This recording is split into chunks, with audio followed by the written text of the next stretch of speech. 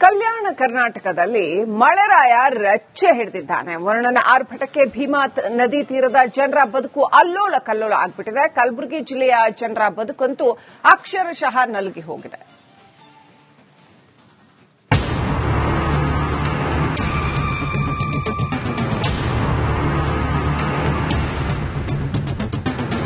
ಭೀಮೆಯ ಆರ್ಭಟಕ್ಕೆ ಕಲಬುರಗಿ ಜಿಲ್ಲೆಯ ಜೇವರ್ಗಿ ತಾಲೂಕಿನ ಮಂದರವಾಡ ಗ್ರಾಮ ಸಂಪೂರ್ಣವಾಗಿ ನಲುಗಿ ಹೋಗಿರುವಂತದ್ದು.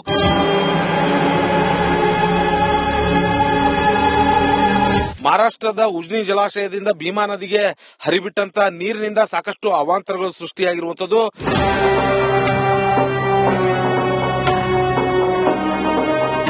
ಸಾಕಷ್ಟು ನಿರೀಕ್ಷೆ ಇಟ್ಕೊಂಡು ಈ ಕಬ್ಬನ್ನ ಬೆಳೀತಾ ಇದ್ದ, ಆದ್ರೆ ಇದೀಗ ಸಂಪೂರ್ಣವಾಗಿ ಎಲ್ಲ ಕಬ್ಬು ಹಾಳಾಗಿರುವಂತದ್ದು. ಎಲ್ಲ ಯಾವ ರೀತಿಯಾಗಿ ನೆಲಕ್ಕೋಳು ಬಿದ್ದಿದೆ ಅಂತ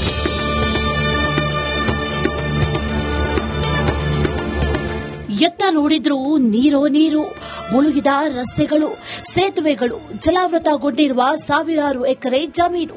ರಣಭೀಕರ ಪ್ರವಾಹಕ್ಕೆ ಕಲಬುರಗಿ ಜಿಲ್ಲೆಯ ಅಕ್ಷರಶಃ ಬೆಚ್ಚಿಬಿದ್ದಿದೆ. ಜನರ ಬದುಕೇ ನರಕವಾಗಿದೆ. ಭೀಮಾ ನದಿ ಆರ್ಭಟಕ್ಕೆ ರೈತರು ನಲುಗಿ ಹೋಗಿದ್ದಾರೆ.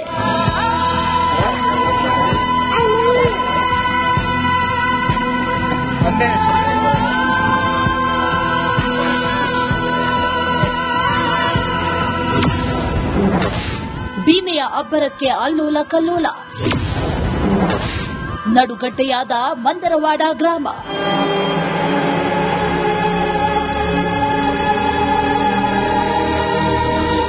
ಕ್ಷಣಕ್ಕೂ ಭೀಮಾ ನದಿ ಪ್ರವಾಹ ಹೆಚ್ಚುತ್ತಲೇ ಇದೆ. ಜೇವರ್ಗಿ ತಾಲೂಕಿನ ಮಂದರವಾಡ ಗ್ರಾಮ ಸಂಪೂರ್ಣವಾಗಿ ಮುಳುಗಡೆಯಾಗಿದೆ. ಕಳೆದ 6 ದಿನಗಳಿಂದ ಗ್ರಾಮಸ್ಥರು ಸಂಪರ್ಕ ಕಳೆದುಕೊಂಡಿದ್ದಾರೆ. ಎಸ್ಡಿಆರ್ಎಫ್ ತಂಡ ಬೋಟ್ನೊಂದಿಗೆ ಜನರನ್ನ ಕಾಳಜಿ ಕೇಂದ್ರಕ್ಕೆ ಶಿಫ್ಟ್ ಮಾಡಿದೆ. ಕಳೆದ 6 ದಿನಗಳಿಂದ ಭೀಮಾ ನದಿಯ ನೀರು ಗ್ರಾಮದ ಒಳಗೆ ನುಗ್ಗಿರುವಂತಹ ಹಿನ್ನೆಲೆಯಲ್ಲಿ ಇಲ್ಲಿರುವಂತಹ ಜನರು ಅಕ್ಷರಶಃ ತತ್ತರಿಸಿ ಹೋಗಿರುವಂತದ್ದು. ಸದ್ಯ ನನಗೆ ಅದೇ ಮಂದರವಾಡ ಗ್ರಾಮದಲ್ಲಿರುವಂತದ್ದು. ಇಲ್ಲಿ ದೃಶ್ಯದಲ್ಲೂ ಕೂಡ ನೋಡುವುದು, ಪ್ರತಿಯೊಂದು ಮನೆಯ ಮುಂಭಾಗದಲ್ಲಿ ಎದೆ ಎತ್ತರಕ್ಕೆ ಏನು ನೀರು ನಿಂತಿರುವಂತಹ ದೃಶ್ಯಗಳು ಕೂಡ ಕಂಡು ಬರ್ತಾ ಇರುವಂತದ್ದು. ಮನೆಯೊಳಗೂ ಕೂಡ ಸಾಕಷ್ಟು ನೀರು ನುಗ್ಗಿ ಇಲ್ಲಿರುವಂತಹ ಜನರ ಜೀವನ ಪರದಾಟ ನಡೆಸುವಂತಹ ಒಂದು ಪರಿಸ್ಥಿತಿ ನಿರ್ಮಾಣವಾಗಿರುವಂತದ್ದು.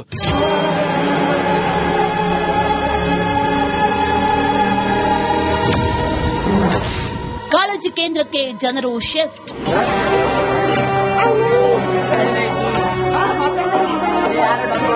ಮಹಾರಾಷ್ಟ್ರದಿಂದ ಭೀಮಾ ನದಿಗೆ ಅಪಾರ ಪ್ರಮಾಣದ ನೀರು ಬಿಡುಗಡೆ ಮಾಡಲಾಗಿದೆ. ಇದರಿಂದ ಕಲಬುರಗಿ ತಾಲೂಕಿನ ಫಿರೋಜಾಬಾದ್ ಗ್ರಾಮಕ್ಕೆ ನೀರು ನುಗ್ಗಿ ಹಲವಾರು ಮನೆಗಳು ಮುಳುಗಡೆಯಾಗಿದೆ.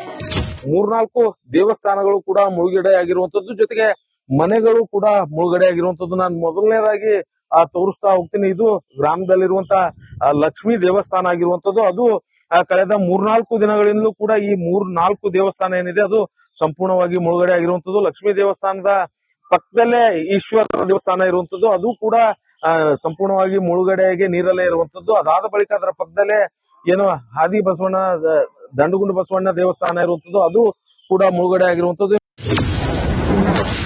ಪ್ರವಾಹದಲ್ಲಿ ಬಾಡಂತಿ ಮಗು ಪರದಾಟ. ಭೀಮಾ ರೌದ್ರಾವತಾರ ತಾಳಿದ್ದು ಮಂದರವಾಡ ಗ್ರಾಮಕ್ಕೆ ನದಿ ನೀರು ಸುತ್ತುವರೆದಿದೆ.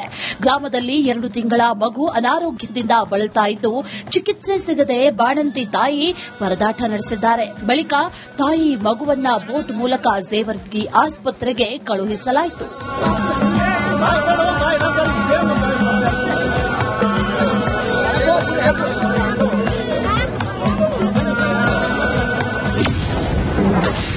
ಭೀಮೆಯ ಆರ್ಭಟಕ್ಕೆ ಹತ್ತಿ ಬೆಳೆ ನಾಶ.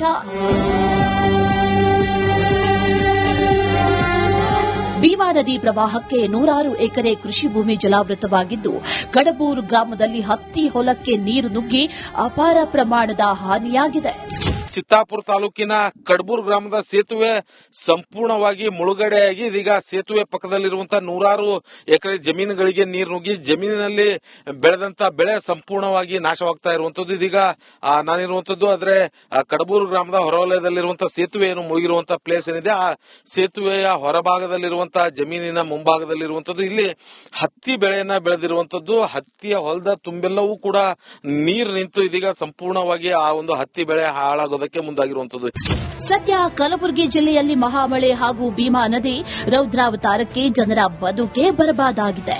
ಬೆಳೆ ಕಳೆದುಕೊಂಡ ರೈತರು ಪರಿಹಾರ ನೀಡುವಂತೆ ಸರ್ಕಾರಕ್ಕೆ ಒತ್ತಾಯಿಸಿದ್ದಾರೆ. ಓಂ ಪ್ರಕಾಶ್ ಎಚ್ ಮುನ್ನೂರ್, ರಿಪಬ್ಲಿಕ್ ಕನ್ನಡ, ಕಲಬುರಗಿ. ಕಲ್ಯಾಣ ಕರ್ನಾಟಕದಲ್ಲಿ ಮಳೆರಾಯ ರಚ್ಚೆ ಹಿಡಿದಿದ್ದಾನೆ. ವರುಣನ ಆರ್ಭಟಕ್ಕೆ ಭೀಮಾ ನದಿ ತೀರದ ಜನರ ಬದುಕು ಅಲ್ಲೋಲ ಕಲ್ಲೋಲ ಆಗ್ಬಿಟ್ಟಿದೆ. ಕಲಬುರಗಿ ಜಿಲ್ಲೆಯ ಜನರ ಬದುಕಂತೂ ಅಕ್ಷರಶಃ ನಲುಗಿ ಹೋಗಿದೆ.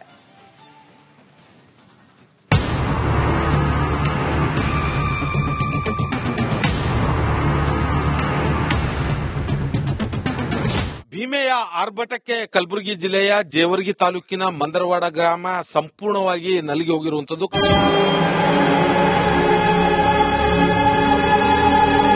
ಮಹಾರಾಷ್ಟ್ರದ ಉಜ್ನಿ ಜಲಾಶಯದಿಂದ ಭೀಮಾ ನದಿಗೆ ಹರಿಬಿಟ್ಟಂತ ನೀರಿನಿಂದ ಸಾಕಷ್ಟು ಅವಾಂತರಗಳು ಸೃಷ್ಟಿಯಾಗಿರುವಂತದ್ದು.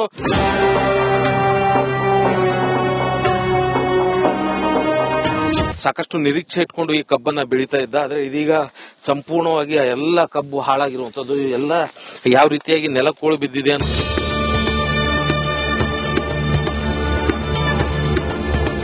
ಎತ್ತ ನೋಡಿದ್ರೂ ನೀರೋ ನೀರು, ಮುಳುಗಿದ ರಸ್ತೆಗಳು, ಸೇತುವೆಗಳು, ಜಲಾವೃತಗೊಂಡಿರುವ ಸಾವಿರಾರು ಎಕರೆ ಜಮೀನು.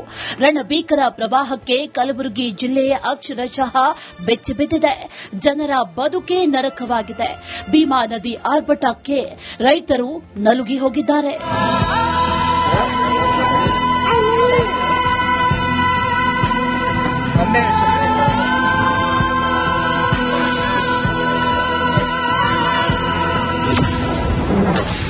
ಭೀಮೆಯ ಅಬ್ಬರಕ್ಕೆ ಅಲ್ಲೋಲ ಕಲ್ಲೋಲ. ನಡುಗಡ್ಡೆಯಾದ ಮಂದರವಾಡ ಗ್ರಾಮ.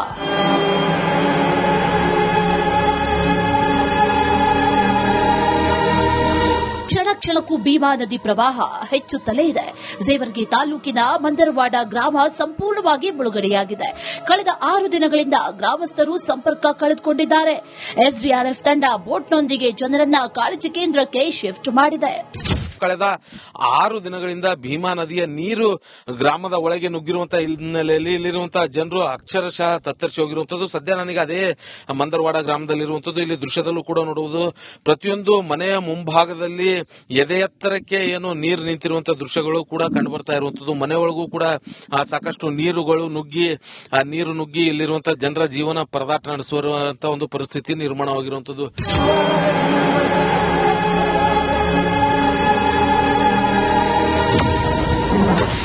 ಕಾಳಜಿ ಕೇಂದ್ರಕ್ಕೆ ಜನರು ಶಿಫ್ಟ್.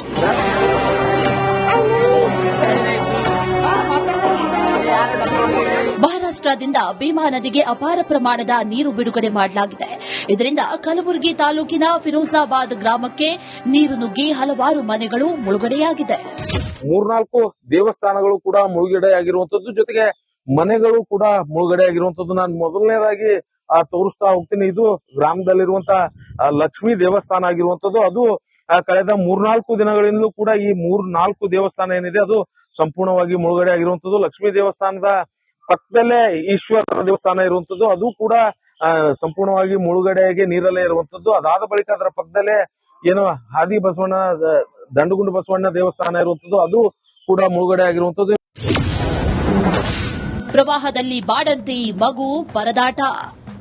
ಭೀಮಾ ರೌದ್ರಾವತಾರ ತಾಳಿದ್ದು ಮಂದರವಾಡ ಗ್ರಾಮಕ್ಕೆ ನದಿ ನೀರು ಸುತ್ತುವರೆದಿದೆ. ಗ್ರಾಮದಲ್ಲಿ 2 ತಿಂಗಳ ಮಗು ಅನಾರೋಗ್ಯದಿಂದ ಬಳಲ್ತಾ ಇದ್ದು, ಚಿಕಿತ್ಸೆ ಸಿಗದೆ ಬಾಣಂತಿ ತಾಯಿ ಪರದಾಟ ನಡೆಸಿದ್ದಾರೆ. ಬಳಿಕ ತಾಯಿ ಮಗುವನ್ನ ಬೋಟ್ ಮೂಲಕ ಜೇವರ್ಗಿ ಆಸ್ಪತ್ರೆಗೆ ಕಳುಹಿಸಲಾಯಿತು.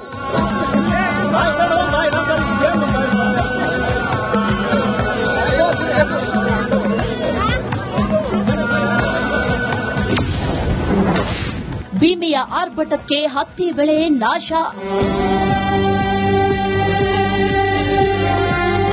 ಭೀಮಾ ನದಿ ಪ್ರವಾಹಕ್ಕೆ 100 ಎಕರೆ ಕೃಷಿ ಭೂಮಿ ಜಲಾವೃತವಾಗಿದ್ದು, ಕಡಬೂರು ಗ್ರಾಮದಲ್ಲಿ ಹತ್ತಿ ಹೊಲಕ್ಕೆ ನೀರು ನುಗ್ಗಿ ಅಪಾರ ಪ್ರಮಾಣದ ಹಾನಿಯಾಗಿದೆ. ಚಿತ್ತಾಪುರ ತಾಲೂಕಿನ ಕಡಬೂರು ಗ್ರಾಮದ ಸೇತುವೆ ಸಂಪೂರ್ಣವಾಗಿ ಮುಳುಗಡೆಯಾಗಿ ಇದೀಗ ಸೇತುವೆ ಪಕ್ಕದಲ್ಲಿರುವಂತಹ 100 ಎಕರೆ ಜಮೀನುಗಳಿಗೆ ನೀರು ನುಗ್ಗಿ ಜಮೀನಿನಲ್ಲಿ ಬೆಳೆದಂತ ಬೆಳೆ ಸಂಪೂರ್ಣವಾಗಿ ನಾಶವಾಗ್ತಾ ಇರುವಂತದ್ದು. ಇದೀಗ ನಾನಿರುವಂತದ್ದು ಆದ್ರೆ ಕಡಬೂರು ಗ್ರಾಮದ ಹೊರವಲಯದಲ್ಲಿರುವಂತಹ ಸೇತುವೆ ಏನು ಮುಳುಗಿರುವಂತಹ ಪ್ಲೇಸ್ ಏನಿದೆ, ಆ ಸೇತುವೆಯ ಹೊರಭಾಗದಲ್ಲಿರುವಂತಹ ಇರುವಂತಹ ಜಮೀನಿನ ಮುಂಭಾಗದಲ್ಲಿರುವಂತದ್ದು. ಇಲ್ಲಿ ಹತ್ತಿ ಬೆಳೆಯನ್ನ ಬೆಳೆದಿರುವಂತದ್ದು. ಹತ್ತಿಯ ಹೊಲದ ತುಂಬೆಲ್ಲವೂ ಕೂಡ ನೀರು ನಿಂತು ಇದೀಗ ಸಂಪೂರ್ಣವಾಗಿ ಆ ಒಂದು ಹತ್ತಿ ಬೆಳೆ ಹಾಳಾಗೋದಕ್ಕೆ ಮುಂದಾಗಿರುವಂತದ್ದು. ಸದ್ಯ ಕಲಬುರಗಿ ಜಿಲ್ಲೆಯಲ್ಲಿ ಮಹಾಮಳೆ ಹಾಗೂ ಭೀಮಾ ನದಿ ರೌದ್ರಾವತಾರಕ್ಕೆ ಜನರ ಬದುಕೆ ಬರಬಾದಾಗಿದೆ. ಬೆಳೆ ಕಳೆದುಕೊಂಡ ರೈತರು ಪರಿಹಾರ ನೀಡುವಂತೆ ಸರ್ಕಾರಕ್ಕೆ ಒತ್ತಾಯಿಸಿದ್ದಾರೆ. ಓಂ ಪ್ರಕಾಶ್ ಎಚ್ ಮುನ್ನೂರ್, ರಿಪಬ್ಲಿಕ್ ಕನ್ನಡ, ಕಲಬುರಗಿ.